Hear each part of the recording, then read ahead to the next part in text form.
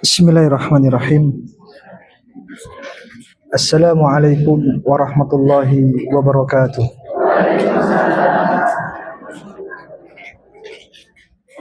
Alhamdulillah alladzi bi ni'matihi tatimmu shalihat. Walhamdulillah alladzi adzina lana bi dzikrih.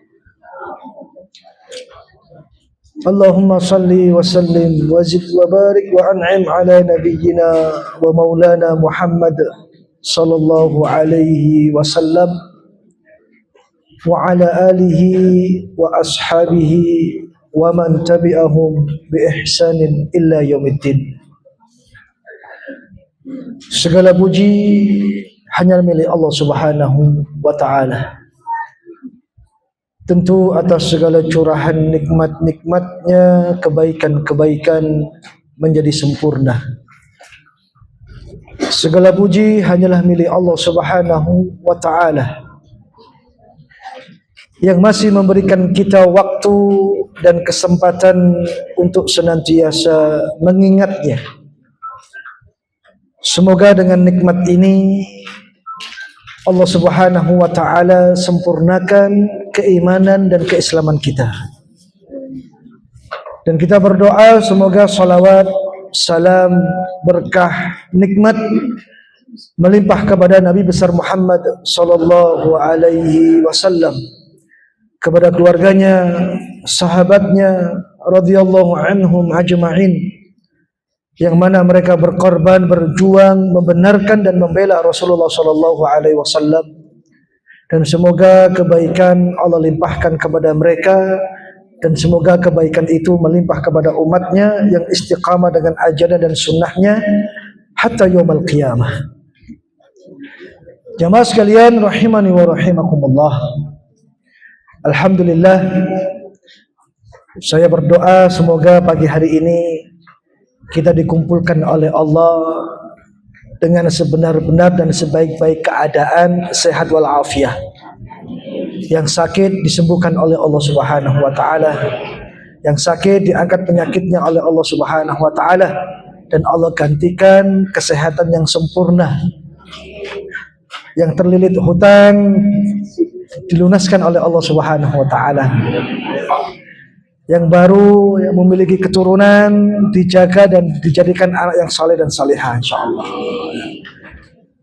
Dan yang sudah sepuh semoga berkah umurnya. Amin. Yang masih muda tambah istiqamah dalam ibadahnya. Jemaah sekalian rahimani wa rahimakumullah.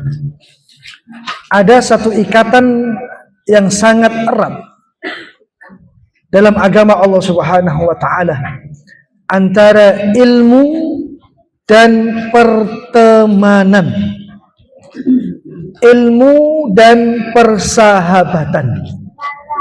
Karena pertemanan atau persahabatan ini menjadi sarana untuk menunjang dalam meraih ilmu. Jadi ilmu itu bisa didapatkan dengan berbagai cara atau media. Ilmu bisa didapatkan ketika Anda mendatangi majelis ilmu seperti ini.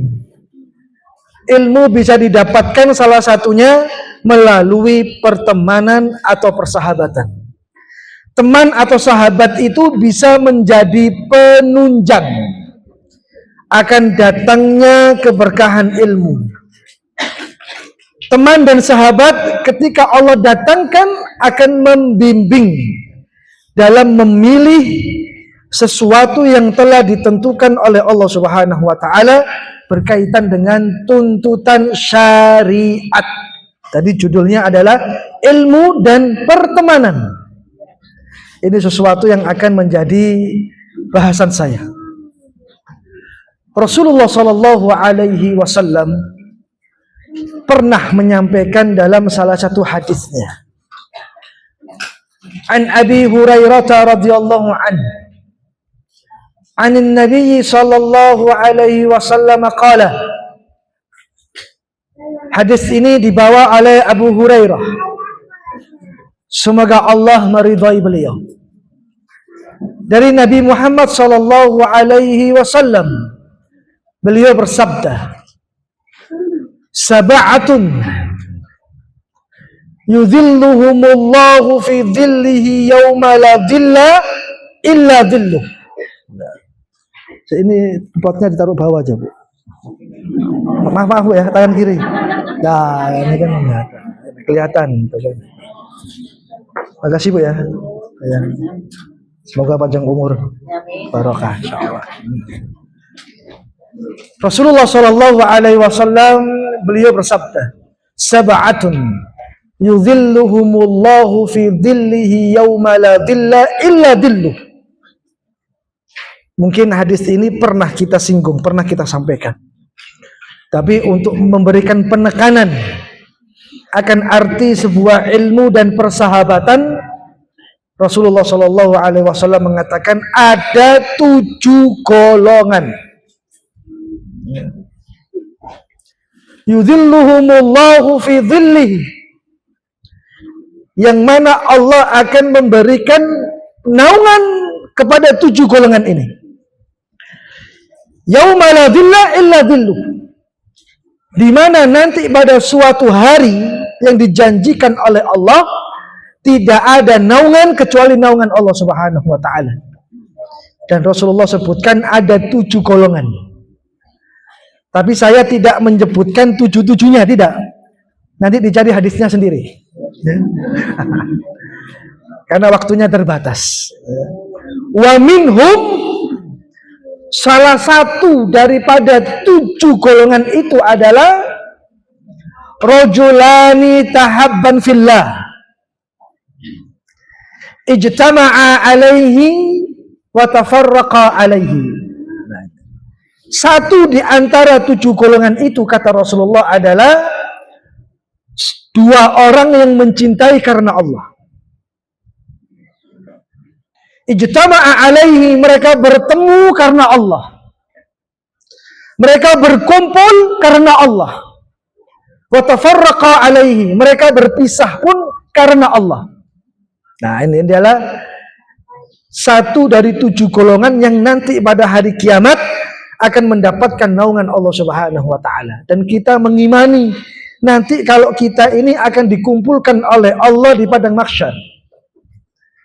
Ketika Allah meminta satu pertanggungjawaban amal kepada kita semuanya atas amal perbuatan yang telah kita lakukan di dunia. Ketika matahari didekatkan oleh Allah Subhanahu wa taala, seorang istri tidak akan pernah kenal kepada suaminya. Seorang suami tidak akan mengenali istrinya.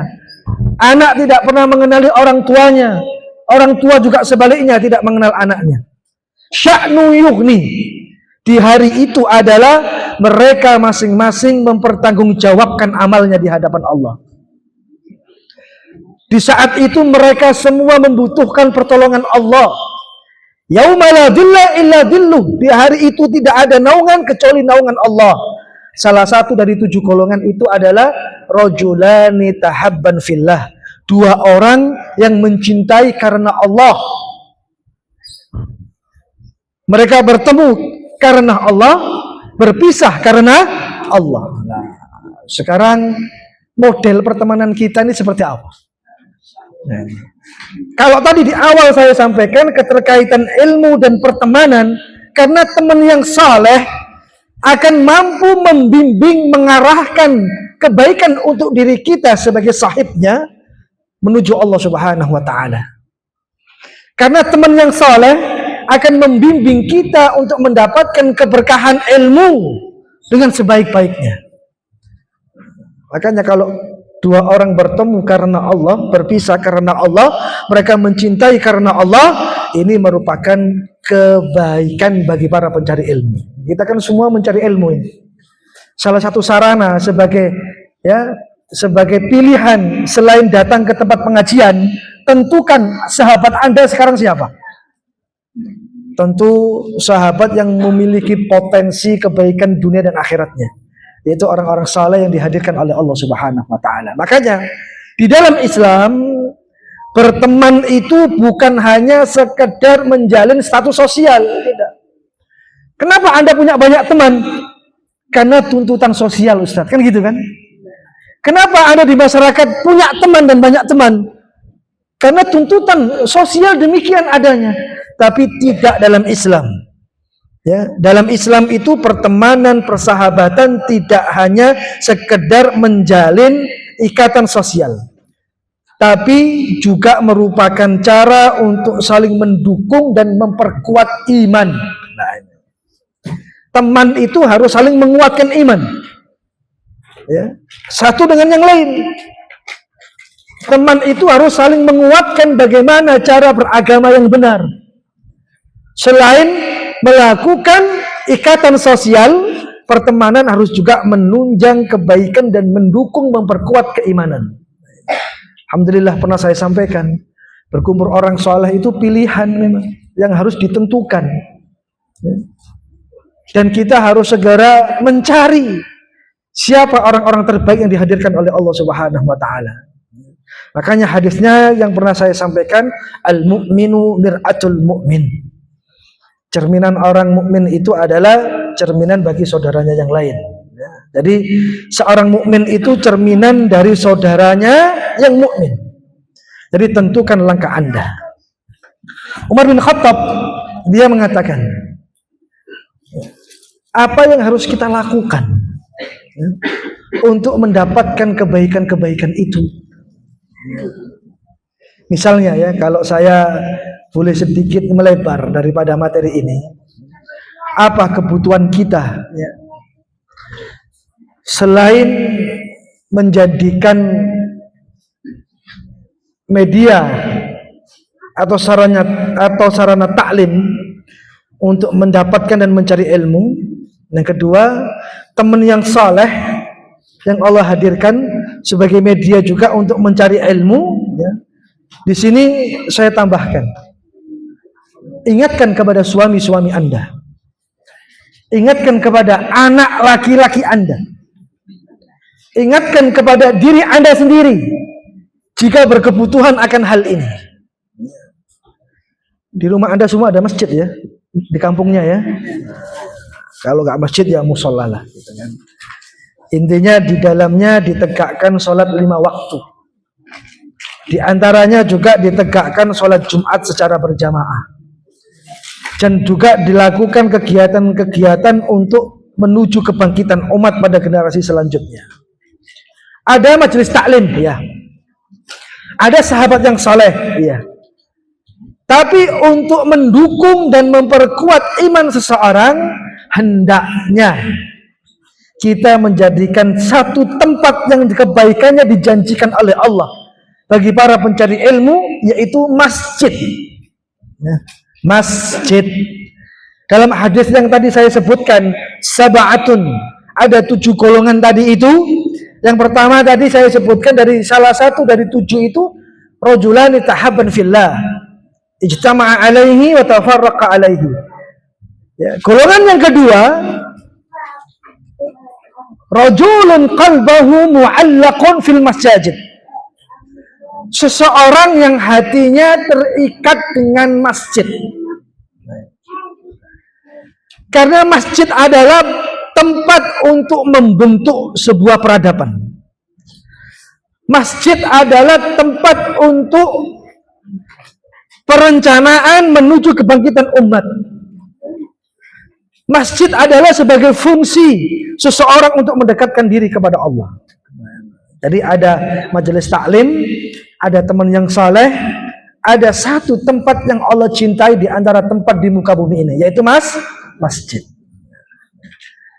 Bagaimana keadaan suami Anda, anak-anak kita yang berkewajiban, yang sudah balik, yang harus merawat ibadahnya, merawat dirinya, merawat pribadinya sebagai hamba Allah Subhanahu wa taala untuk mau melangkahkan kakinya ke rumah-rumah Allah Subhanahu wa taala. Saya tanya sama Anda, masjid itu fungsinya apa sih?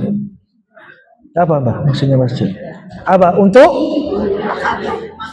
lah, jawaban yang saya inginkan saya tangkap satu. Nomor 1, umat. Ada lagi? Apa masjid itu fungsinya apa? Untuk zikrullah, mengingat Allah. Ada lagi? masjid itu sebagai pusat ibadah. Kalau saya boleh membatasi di antara banyak fungsi masjid yang tadi disebutkan, yang pertama, masjid ini sebagai pusat ibadah, di mana di dalamnya ditegakkan ketaatan lillah untuk Allah Subhanahu wa taala. Itu adalah inti daripada dibangunnya masjid. Karena masjid yang pertama kali dibangun Rasulullah, masjid apa? Masjid Quba, yang ada di sekitaran Madinah.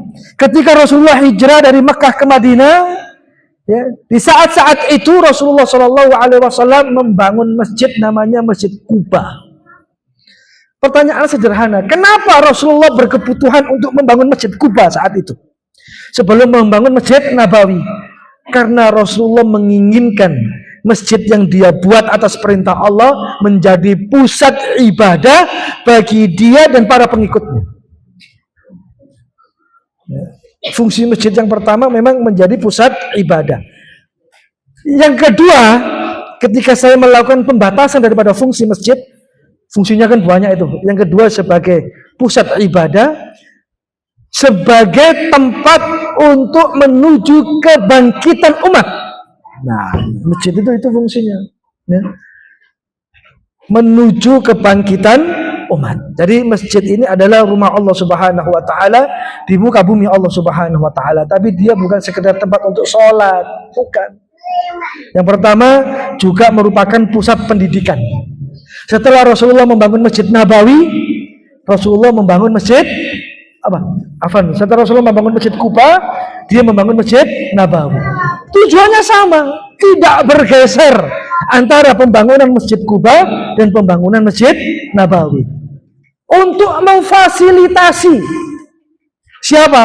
Para pencari ilmu, untuk memberikan fasilitas atas perintah Allah dan Rasulnya bagi orang-orang yang merindukan ilmu, sebagai ruang dan fasilitas untuk menuju kebangkitan umat. Jadi masjid itu, Bu, di teman-teman jenengan ini kalau ada, selain ditegakkan sholat di dalamnya, jadikan masjid itu sebagai pusat pendidikan yang pertama, ya. Pendidikan formal atau pendidikan non formal gak masalah. Yang penting di dalamnya adalah dibuat satu sarana untuk menuju kebangkitan umat pada generasi saat ini dan generasi berikutnya. Menjadi pusat pendidikan, menjadi pusat dakwah. Nah, karena ada masjid yang buka tutup hanya untuk sholat, ada. Dibuka ketika azan, ditutup ketika sholatnya sudah selesai.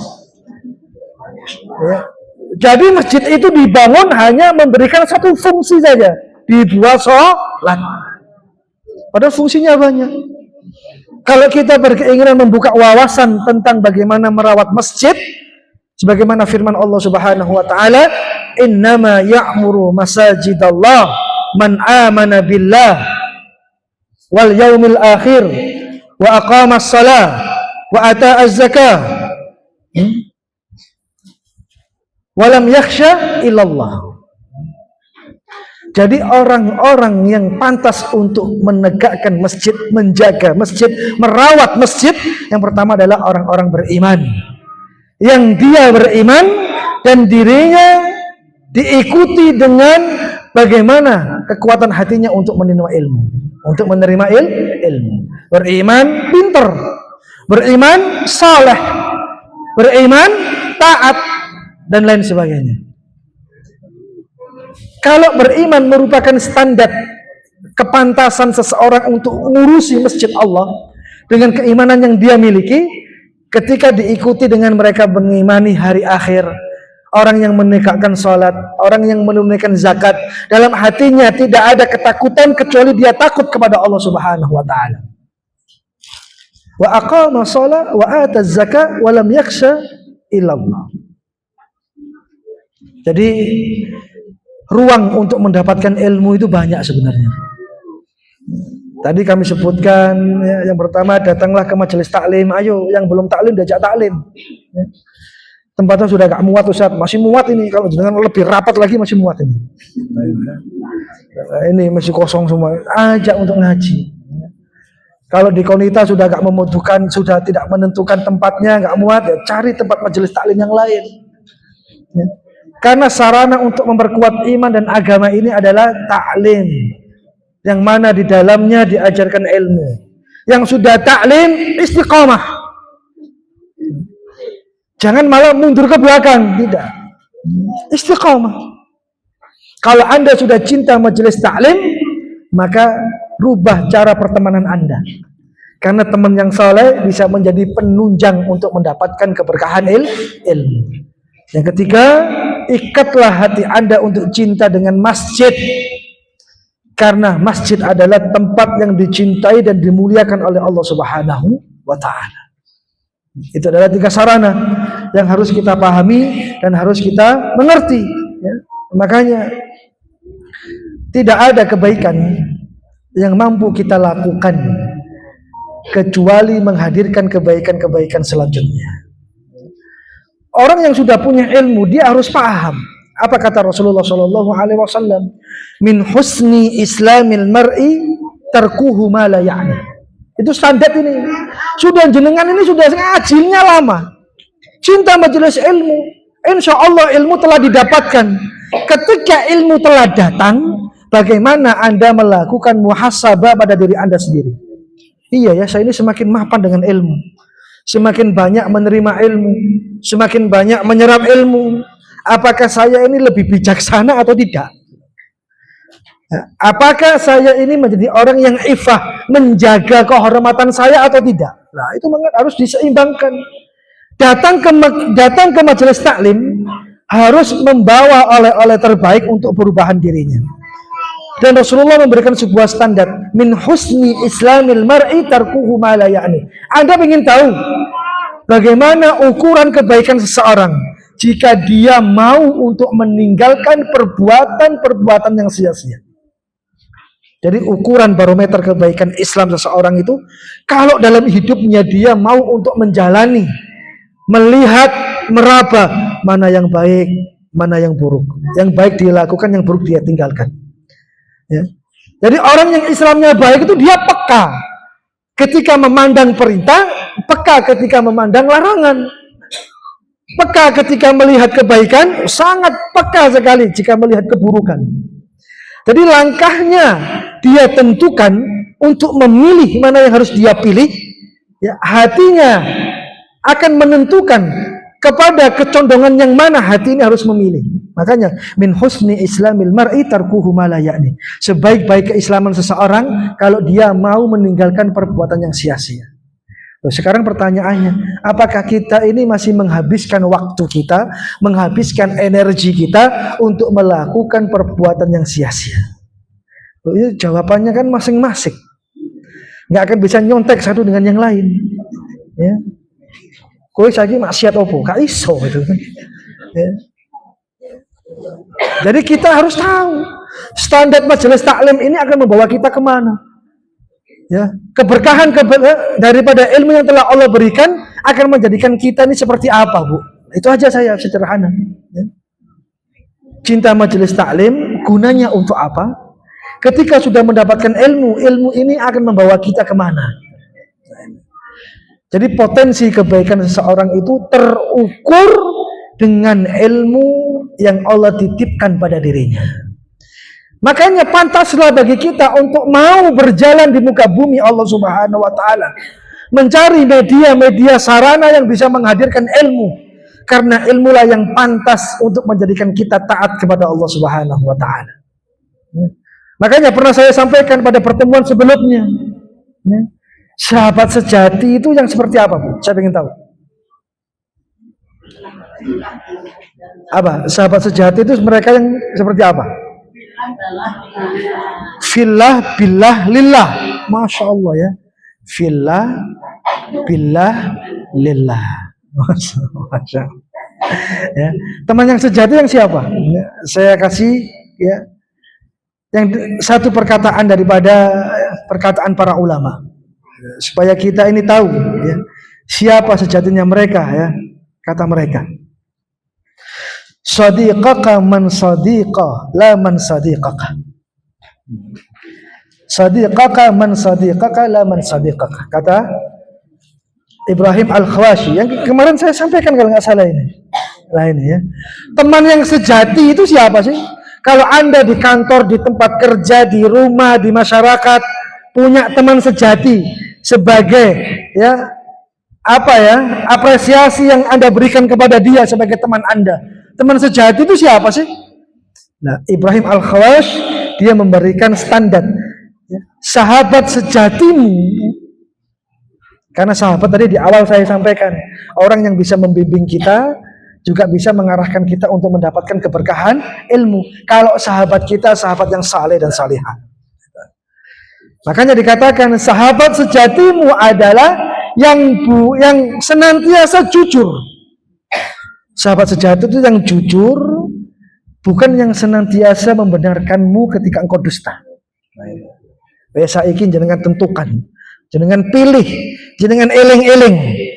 Ya, pengertian daripada sahabat sejati itu, kalau Anda salah, dia datang untuk mengingatkan kesalahan Anda. Itu sahabat sejati. Ya. Sahabat yang tidak sejati itu siapa sih? Kalau Anda salah, dia membela kesalahan Anda. Nah, penjilat ya, dia tahu. Jadi tingkat kejujuran ini sesuatu yang melekat kepada semua hamba Allah Subhanahu wa taala. Seharusnya jujur. Tapi kejujuran ini adalah amalan yang susah dilakukan oleh hamba-hamba Allah Subhanahu wa taala, kecuali yang terpilih. Kalau sahabatmu hari ini adalah mereka yang bisa membimbingmu di jalan Allah, mereka yang bisa membuat kamu semangat untuk ibadah. Ya, salah satu pengertiannya adalah kalau engkau salah, engkau gak dibela. Maka mereka hadir untuk mengingatkan kesalahanmu. Itu sahabat yang sejati. Makanya dikatakan oleh Umar bin Khattab, la tashab illa man a'anaka ala zikrillah. Gak boleh kalian ini berteman, gak boleh. Pak Ustadz berteman kok gak boleh? Gak boleh. Illa kecuali ya. Man a'anaka ala zikrillah, kecuali kalau temanmu mampu mengingatkan engkau kepada Allah. Ini baru boleh. Ya, kekancan berteman itu nggak boleh. Tapi Islam memberikan satu batasan yang jelas. Boleh Anda berteman kalau teman Anda mampu mengingatkan Anda kepada Allah Subhanahu wa taala. Nah, saya ingin jangan toleh kanan, toleh kiri, kok jangan lagi mengingatkan Anda enggak sama Allah. Nah, ini. Tidak semua ya, yang dipilih saja yang bisa memberikan manfaat yang tadi kami maksud. La tashab man a'anaka ala dzikrillah. Enggak boleh berteman kecuali teman itu bisa mengingatkan Anda kepada Allah Subhanahu wa taala. Kalau Anda lupa, dia datang mengingatkan Anda. Kalau Anda sudah mulai tersesat, dia datang untuk menyelamatkan Anda. Jikalau Anda sudah jauh dari Allah, dia datang untuk menarik tangan Anda, mengingatkan Anda untuk kembali ingat kepada Allah Subhanahu wa taala. Itu harusnya. Jadi banyak hal yang mungkin sampai saat ini belum kita jamah, belum kita lakukan. Sekalipun kita sudah melakukan, tapi masih kurang maksimal sebenarnya. Ustaz, saya sudah punya teman yang soleh, Ustaz. Tapi perbandingannya yang soleh dengan yang nggak soleh, podo, Ustaz. Lagi nggak boleh. Ya. Kalau bisa lebih banyak yang soleh, agar maslahat itu lebih banyak. Kalau bisa semuanya soleh, agar maslahat itu total Allah berikan. Hari ini kita mungkin sudah menjalani, alhamdulillah Pak Ustadz, saya sudah suka majelis taklim, saya suka ngaji. Tapi saya kok merasa Pak Ustadz ya, saya ini semakin ngaji kok gak bisa bijaksana. Ya, saya ini semakin ngaji kok gak bisa menjaga kehormatan saya. Nah ini, kita sudah melakukan tapi belum optimal gitu loh, paham ya? Sampai ilmu itu benar-benar merubah dan menuntun diri Anda. Bagaimana caranya itu? Minta petunjuk kepada Allah Subhanahu wa taala. Karena pastilah Allah menjadikan ilmu itu pada satu sisi menjadi ilmu yang bermanfaat, pasti. Masya Allah ya. Saya tidak bisa ya membaca seberapa lama Anda sudah ngaji, nggak bisa. Kalau ngaji di tempat ini sudah berapa tahun di sini ngajinya? Sudah berapa tahun Bidrat? Enggak, kalau yang di sini. Berapa tahun? 3 tahun. Masya Allah ya, 3 tahun. Sudah lama itu. Sudah puaskah Anda dengan ilmu? Belum ada apa-apanya itu kan.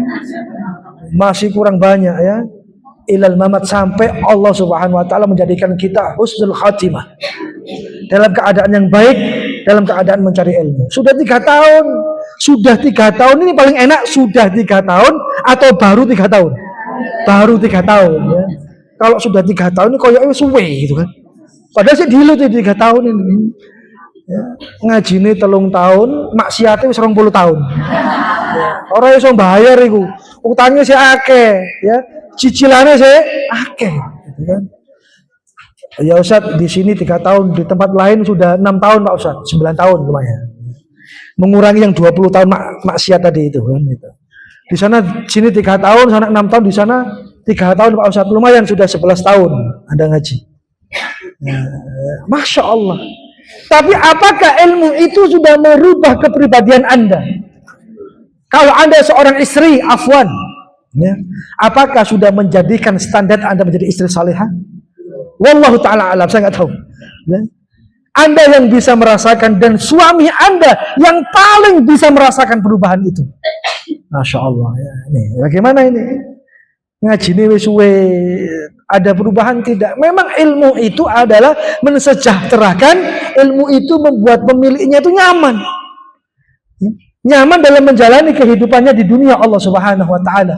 Untuk menuju rahmat yang sebenarnya, dengan kemanfaatan ilmu itu Allah akan baguskan kondisi akhiratnya. Masya Allah. Ya, suka taklim Ustaz, tapi belum optimal, belum bisa merubah diri saya. Terus taklim, terus ngaji, ya, sampai ilmu merubah diri kita. Makanya pernah saya sampaikan, ada satu orang, ya, Abdullah bin Mas'ud kalau nggak salah, bertanya kepada Rasulullah SAW, ya Rasulullah, aku ingin curhat kepadamu, kata dia. Apa curhatmu? Tapi bukan tentang aku, tapi tentang seseorang. Dan semoga ini bukan ghibah, tapi saya ingin mengambil satu manfaat pelajaran dari kondisi orang itu. Ya. Kata sahabat ini. Sehingga Rasulullah ngomong, apa yang ingin engkau ceritakan sama aku? Ya Rasulullah, aku melihat fulan, aku melihat dia itu, sholat malamnya itu Masya Allah, khusyuk sekali, rutin dia lakukan. Seakan-akan tidak ada orang yang mampu mengalahkan kekhusyukan dia dalam sholat malamnya. Siapa? Dia ya Rasulullah. Bukan saya, tapi dia ya Rasulullah. Kalau malam dia menjaga sholatnya, tapi kalau siang dia ini sukanya nyuri sandal ya Rasulullah. Coba gimana? Ya. Tapi yang ditanya Rasulullah gitu loh. Orang yang paling bijaksana dan paling sabar. Coba kalau saya yang ditanya, coba. Tapi aku jawab, Kak Iso sebenarnya.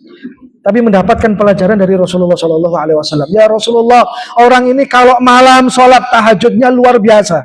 Tapi kalau siang sukanya nyuri sandal ya Rasulullah. Bagaimana ini ya Rasulullah? Apa kata Rasulullah? Aku berdoa kepada Allah untuk orang itu. Semoga kebiasaan baiknya dengan sholat malam mampu merubah sifat yang jelek pada siang hari. Ini bijaksana Rasulullah itu. Tidak menghukumi, nggak marah, ya, tapi memberikan jawaban yang mentarbiyah, mendidik. Aku berdoa kepada Allah, aku khususkan untuk orang itu. Semoga sholat malamnya membimbing dan merubah dirinya pada siang harinya. Ini jawaban penak lagi, Masya Allah ya. Jawaban mendewasakan, mencerahkan, memotivasi gitu loh. Artinya apa? Bertahan dengan amal soleh, sekalipun dengan perjuangan, pengorbanan waktu. Ketika Anda mampu bertahan dengan amal soleh, insya Allah amal soleh itu akan menepis ketidakbaikan pada diri Anda. Apa maksud saya Bu ya? Sudah bertahan saja dengan amal soleh, terus sampai amal soleh itu menjadikan Anda orang yang paling baik di sisi Allah Subhanahu wa Ta'ala. Ya. Biasanya ngamuan, ngaji mulai tahan emosi. Sudah ya, saya sudah ngaji. Loh Bu, saya kok malah sabar? Ya, saya sudah ngaji. Yang suka baperan setelah ngaji, gak usah baperan lagi. Ya. Biasanya jadi rasa-rasan karena baperan, sekarang gak jadi baperan lagi. Karena apa? Karena saya sudah ngaji. Karena ilmu itu bisa merubah diri seseorang, harus. Ya. Dan keberkahan ilmu itu mampu menuntun pemiliknya. Apakah banyak perubahan-perubahan yang Anda rasakan? Karena standar kebaikan itu Allah hadirkan dan akan merubah diri seseorang. Ada yang suka taklim, tadi saya sebutkan, taklimnya masih standar. Lamanya dia ngaji tapi belum bisa merubah dirinya. Terus ngaji sampai diri kita benar-benar berubah lebih baik daripada sebelumnya. Saya sudah punya teman Pak Ustadz, tapi teman saya masih dominan teman-teman yang buruk sifatnya. Hilangkan keburukan itu, cari yang jauh lebih baik. Ya, insya Allah kalau jenengan personal, konconin jenengan sakmene kabeh taklim, itu cukup sebenarnya. Ya. Nggak usah cari teman yang lain yang malah teman itu datang untuk merusak iman dan Islam Anda. Nah, ya. Kalau Anda berteman komunitas majelis taklim ini, udah cukup sebenarnya. Ya. Untuk mencerahkan pribadi Anda jauh lebih baik lagi. Karena satu frekuensi, satu jalan, satu gelombang. Podo ngajine gitu loh. Nah, ini. Jangan punya banyak majelis lah, majelis taklim punya, majelis ghibah punya, jangan. Saya nggak tahu ini kan. Ini bahaya majelis taklim duwe, majelis ghibah. Saya sendiri pun ya istighfar sama Allah Subhanahu wa taala bagaimana terus bertobat, memperbaiki hati, memperbaiki lisan, memperbaiki pribadi ini jauh lebih baik lagi. Karena saya yakin kebiasaan-kebiasaan buruk yang kita lakukan Allah akan rubah insyaallah. Nah, ini. Jadi bertahan pada kebaikan itu adalah bukan pilihan, tapi kewajiban yang harus kita pertahankan sampai kita menghadap Allah Subhanahu wa taala. Jamaah sekalian rahimani wa rahimakumullah. Saya sampaikan satu hadis qudsi ya yang telah Allah Subhanahu wa taala sampaikan. Ana inda dhanni abdi bi. Ana inda dhanni abdi bi. Aku ini sesuai dengan prasangka hambaku. Artinya ketika ilmu sudah memapankan diri kita, ketika ilmu sudah memberikan pencerahan kepada diri kita, ketika ilmu sudah mendewasakan kita, kami minta dalam setiap nafas Anda, dalam setiap langkah Anda, selalu berbaik sangka kepada Allah Subhanahu wa taala. Karena berbaik sangka kepada Allah ini bukan perkara mudah, bukan, susah. Karena berbaik sangka kepada Allah ini hanya bisa dilakukan dengan orang yang hatinya bersih. Sekalipun tidak sepenuhnya bersih, adalah amalan yang bisa dilakukan oleh orang yang bisa melakukan banyak-banyak kebaikan, istiqamah dalam kebaikan. Makanya kalau ilmu sudah datang, sudah mapan, sudah mulai pinter, aku wis kok mulai pinter ya. Nah, itu. Ya kadang-kadang kita ini menilai diri kita sendiri. Alhamdulillah Pak, aku wis mulai pinter Pak. Endi bukti nih? Sholatnya gak tahu telat Pak. Alhamdulillah yo, pinter ya. Alhamdulillah Pak, saya mulai pinter. Endi bukti nih? Wis mau ngajari anak-anak untuk ngaji. Tidak egois kepada pribadi, tidak egois kepada kemauan dan lain sebagainya. Ya. Sehingga hal-hal itu bisa memberikan kebaikan bagi orang lain. Makanya ketika ilmu sudah datang, saya wasiatkan untuk banyak-banyak berbaik sangka kepada Allah Subhanahu wa taala. Mungkin dengan baik sangka itu Allah akan tambah kebaikan-kebaikan yang lain. Mungkin dengan baik sangka itu Allah akan mudahkan kita untuk melakukan amal-amal yang lain. Mungkin dengan baik sangka kepada Allah itulah yang memantik keberkahan-keberkahan yang lain. Husnudzon sama Allah. Loh, jangan dianggap gampang husnudzon sama Allah ini. Wae dhewe iki diuji sakit aja. Mudah untuk terbesit ya dalam pikiran, mau terucap dengan lisan, seakan menganggap aku iki kok loro terus ya. Nah. Dalam Islam itu tidak ada satu ayat pun yang memerintahkan kita untuk berkeluh kesah. Nggak ada sebenarnya. Nggak ada. Memang nggak boleh. Kan? Tapi kalau mengadukan keadaan kepada Allah dan mengharap kebaikan Allah itu boleh. Tapi kebanyakan orang mengeluh dengan keadaan, dia lupa kalau dia punya Allah Subhanahu wa taala. Begitu. Iya. Jadi husnudzon kepada Allah itu adalah perkara yang tidak mudah dan hanya bisa dilakukan oleh orang-orang yang hatinya tercerahkan dengan ilmu Allah Subhanahu wa taala. Husnudzon sama Allah. Keadaan kita seperti ini pun dengan berbagai ujian, ketika kita sudah ngaji, dapat ilmu itu yang bisa menghantarkan kita untuk selalu husnudzon sama Allah. Bismillah. Jangan mencari jalan pintas. Jangan mencari yang instan. Mie instan saja Bu, masih dibuat 3 menit Bu. Itu yang instan itu. Masih diproses kan, digodok dulu, dibuka bumbunya, kalau sudah matang diaduk baru dimakan. Itu yang instan itu kan. Terkadang kita ini pengen cari yang lebih cepat daripada instan itu. Apa namanya itu? Nggak tahu itu kan. Ekspres apa-apa itu kan. Nggak ada. Makanya pernah saya sampaikan, ada salah satu sahabat mengatakan, siapa orang yang paling kaya hatinya di dunia ini? Dan siapa orang yang paling bahagia? Siapa? Orang yang masih di hatinya ada Allah Subhanahu wa ta'ala. Itu orang yang paling kaya. Di hatinya masih ada Allah. Sefakir, semiskin apapun dia dengan cobaan dan ujian, selama hatinya masih ada Allah, kita pastikan dia orang yang paling kaya sebenarnya. Dan orang yang paling miskin, sekalipun dia punya harta yang melimpah, kalau hatinya nggak ada Allah, dia adalah orang yang paling miskin. Nah, kita pilih yang mana? Yang menerima segala keadaan, tapi dalam hati kita masih ada Allah Subhanahu wa ta'ala. Dan ini hanya bisa dilakukan oleh orang-orang yang hatinya tercerahkan dengan ilmu. Makanya, ana inda dhanni abdi bi, kata Allah Subhanahu wa ta'ala, aku ini sesuai dengan prasangka hambaku. Makanya sama Allah itu jangan pernah suudzon, berbaik sangka kepada Allah. Karena baik sangka Allah itu, karena berbaik sangka kepada Allah itu akan menentukan apa yang kita sangkakan sebenarnya. Saya menyangka, ya Allah, dengan ujian ini semoga Engkau turunkan solusi dan jalan keluarnya. Allah akan berbuat sesuai dengan sangkaan kita. Ya Allah, dengan ujian ini semoga Engkau mudahkan langkah saya dan Engkau besarkan hati saya untuk menerimanya. Allah akan lakukan dan Allah akan beri seperti apa yang kita sangkakan. Ya, Masya Allah. Jangan sebaliknya, ketika datang kesempitan, datang kesulitan, datang kesusahan, kita memaki diri kita dan memaki keadaan, maka Allah tidak akan berbuat apa-apa sama diri kita. Gak akan. Itu arti daripada ana inda dhanni abdi bi, aku ini sesuai dengan prasangka hambaku. Makanya lak jare wong tuwa biyen, ojo ngomong sing elek-elek, engko malaikat lewat. Gitu kan? Ojo ngomong sing elek, lak malaikat lewat kapok ngamini lah itu kan ya. Gitu ya. Itu kan cuma ya, gaya bahasa saja sebenarnya. Ojo ngomong sing aneh-aneh, lak malaikat lewat diamini kapok awakmu. Kan gitu ya. Kadang-kadang wedi. Tapi ada kalimat yang lebih baik sebenarnya yang tadi saya sampaikan.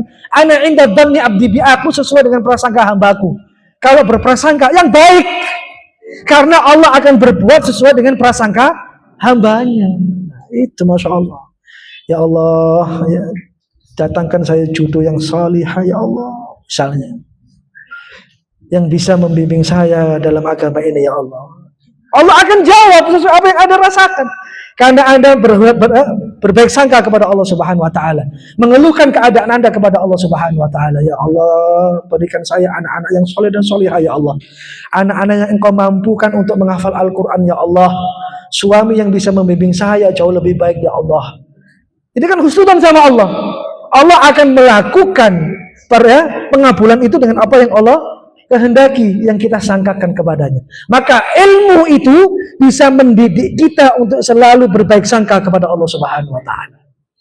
Makanya mulai saat ini selalu berbaik sangka kepada Allah. Karena baik sangka kepada Allah akan menentukan dan akan merubah keadaan hidup kita sebenarnya. Yang baik sangka kepada Allah akhir-akhir zaman ini mulai ditinggalkan, bahkan hilang. Bahkan mereka tidak percaya kepada siapa yang menciptakan mereka. Paham saya Bu ya? Padahal mereka sudah mulai hilang rasa siapa yang bisa membantu kondisi dan bisa menyelamatkan dirinya. Illallah, nggak ada yang lain kecuali Allah Subhanahu wa ta'ala. Masya Allah ya. Sekarang apa yang harus kita lakukan? Kalau tidak diri ini berkebutuhan kepada ilmu, nggak ada. Ilmu dan ilmu. Karena ilmu memberikan pencerahan sepenuhnya untuk menuju kebaikan kepada Allah Subhanahu wa ta'ala. Jamaah sekalian rahimani wa rahimakumullah, dari apa yang awal tadi saya sampaikan, semoga bisa memberikan pencerahan, kebaikan, penambahan kekuatan ilmu kepada diri kita. Semoga diri kita menjadi hamba-hamba yang dicintai oleh Allah Subhanahu wa ta'ala. Hadirkan kekhusyukan, hadirkan keikhlasan tinggalkan aktivitas dunia. Kita berdoa kepada Allah Subhanahu wa taala, semoga Allah Subhanahu wa taala mengijabah kebaikan-kebaikan seluruh doa kita. Bismillah. Allahumma lakal hamdu anta nurus samawati wal ardi wa man fihin, wa lakal hamdu anta malikus samawati wal ardi wa man fihin, wa lakal hamdu anta rabbus samawati wal ardi wa man fihin, ya Rahman ya Rahim.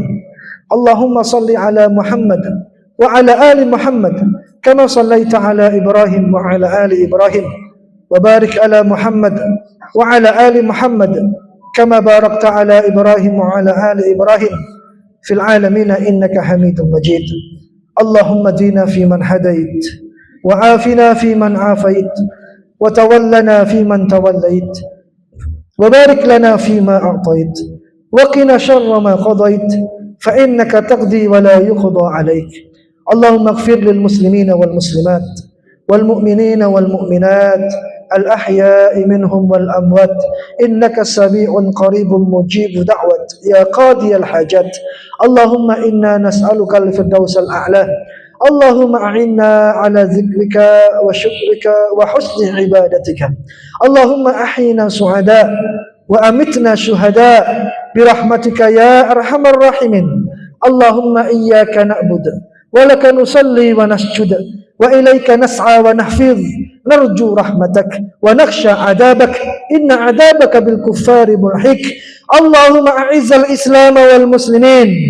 اللهم أعز الإسلام والمسلمين وأذل الشرك والمشركين ودمر أعداءك أعداء الدين يا رب العالمين.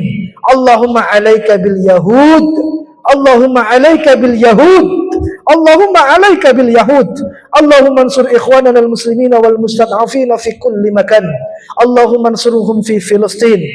اللهم انصرهم في مسجد الأقصى. اللهم انصر إخواننا المسلمين والمستضعفين في الغزة. في الغزة يا رب، في الغزة. وانصر إخواننا المسلمين والمستضعفين في بلادنا هذا في إندونيسيا، وألف بين قلوبهم وأصل ذات بينهم واهدهم سبل السلام برahmatika ya arhamar rahimin. Ya Allah, alhamdulillah kedua orang tua kami ya Allah, atau salah satu dari mereka ya Allah yang hari ini hidup bersama kami ya Allah, panjangkan umurnya ya Allah, berkahi hidupnya ya Allah, jadikan kami anak-anak yang sayang kepada mereka ya Allah, sebagaimana mereka merawat menyayangi kami dikala kami masih kecil ya Allah. Rabbighfirli wa liwalidayya warhamhuma kama rabbayani shaghira. Rabbighfirli wa liwalidayya warhamhuma kama rabbayani shaghira. Ya Allah, ampunilah kedua orang tua kami ya Allah, atau salah satu di antara mereka ya Allah yang telah menghadapmu ya Allah, yang telah Engkau panggil ya Allah. Ampunilah dosanya ya Allah, luaskan kuburnya ya Allah, terangi alam barzahnya ya Allah. Sayangi mereka sebagaimana mereka menyayangi kami dikala kami masih kecil ya Allah. Jauhkan mereka dari azab-Mu ya Allah. Jadikan kami anak-anaknya, anak-anak yang bisa mendoakan mereka dalam kebaikan ya Allah. Birahmatika ya arhamar rahimin.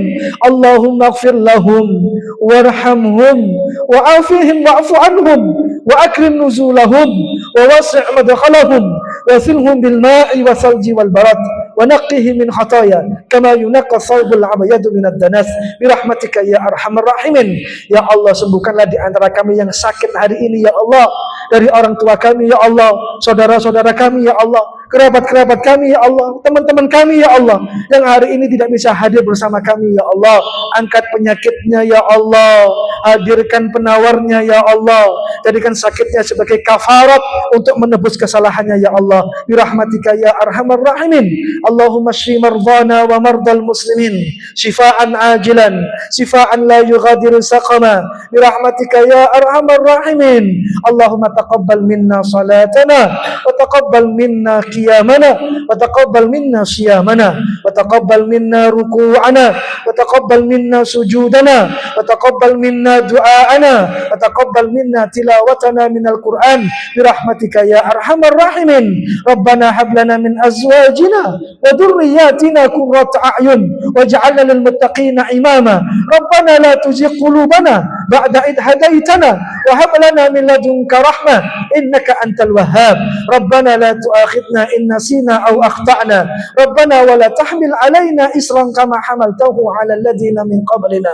Rabbana wa la tuhammilna ma la taqata lana bi wa'fu 'anna waghfir lana warhamna anta maulana fansurna 'alal qaumil kafirin birahmatika ya arhamar rahimin. Allahumma inna nas'aluka ilman nafi'an. Allahumma inna nas'aluka ilman nafi'an wa rizqan tayyiban wa rizqan wasi'an wa amalan mutaqabbala birahmatika ya arhamar rahimin. Allahumma inna na'udzubika min adabi jahannam wa min adabil qabri wa min fitnatil mahya wal mamat wa min syarri min fitnatil masiihid dajjal ya rabbal alamin. Rabbana atina fid dunya hasanah wa fil akhirati hasanah wa qina adzaban nar. Wa sallallahu ala nabiyyina Muhammad wa ala alihi wa sahbihi wa sallam. Walhamdulillahi rabbil alamin. Jikalau ada salah dan kurang dalam pembacaan ayat, hadis dan kisah, semoga Allah memaafkan saya dan jamaah sekalian. Kalau ada baik dan benar, pastilah datang dari Allah Subhanahu wa taala. Assalamualaikum warahmatullahi wabarakatuh.